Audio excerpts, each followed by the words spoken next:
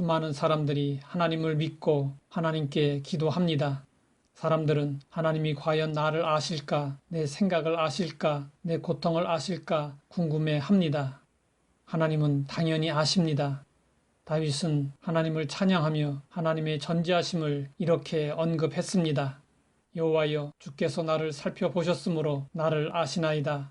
주께서 내가 앉고 일어섬을 아시고 멀리서도 나의 생각을 밝히 아시오며 나의 모든 길과 내가 눕는 것을 살펴보셨으므로 나의 모든 행위를 익히 아시오니 여호와여, 내 혀의 말을 알지 못하시는 것이 하나도 없으시니이다. 하나님은 무엇이든지 다 알고 계십니다. 하나님 앞에서는 비밀이 없습니다. 예수님은 제자들에게 기도를 가르치실 때 하나님의 전지하심을 이렇게 말씀하셨습니다. 기도할 때에 이방인과 같이 중언부언하지 말라. 그들은 말을 많이 하여야 들으실 줄 생각하느니라. 그러므로 그들을 본받지 말라. 구하기 전에 너희에게 있어야 할 것을 하나님 너희 아버지가 아시느니라. 하나님은 우리가 처한 환경과 상황을 아시고 그에 따른 필요를 아십니다. 그러므로 우리는 염려하기보다는 우리의 처지를 아시는 하나님께 기도로 나를 맡겨야 합니다. 하나님은 우리에게 무엇이 필요한지 아실 뿐 아니라 우리의 억울함도 아십니다. 살다 보면 오해도 생기고 모함을 당하고 거짓말에 시달리기도 합니다. 그러면 너무 속상하고 억울해서 잠도 안 오고 입맛도 없고 체중까지 빠집니다. 이럴 때 하나님이 다 알고 계신다는 말씀은 우리에게 큰 위로가 됩니다. 하나님 앞에 서는 그날에 모든 것이 다 드러날 것입니다. 요셉이 보디발 아내의 거짓 모함으로 억울하게 옥에 갇히게 되었습니다.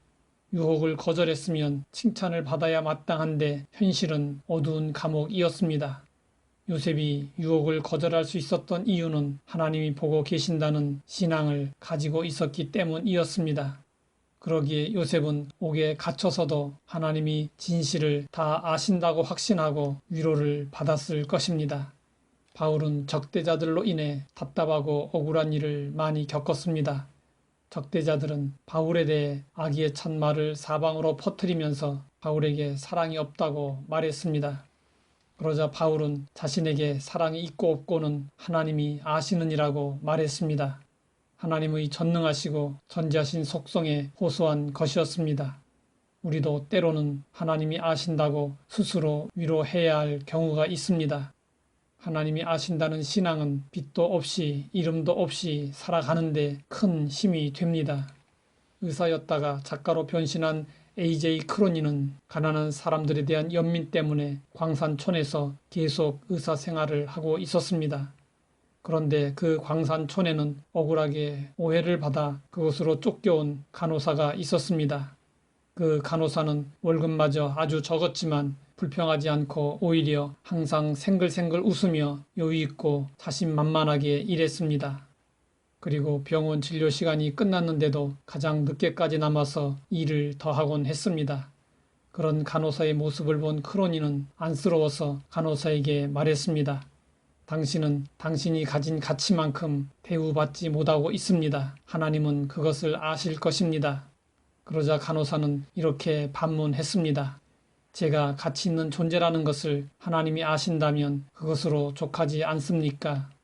간호사의 답변은 신앙적으로 헌신되지 않았던 크로닌의 마음에 화살처럼 꽂혔습니다. 광산촌의 간호사가 불편한 환경에서도 당당하고 빛나는 삶을 살 수 있었던 비밀은 하나님은 아신다는 신앙 때문이었습니다. 내가 어느 곳에 사느냐, 무엇을 하느냐, 내 상황이 좋으냐 안 좋으냐 하는 것이 중요한 것이 아니라 나는 어떻게 살아가는 사람인가가 더욱 중요합니다. 우리는 남들에게 인정을 받지 못할지라도 낙심하지 말고 하나님이 아신다는 믿음으로 꿋꿋하게 살아가야 합니다. 하나님 아버지, 우리가 처한 환경과 상황을 알고 계시니 감사합니다.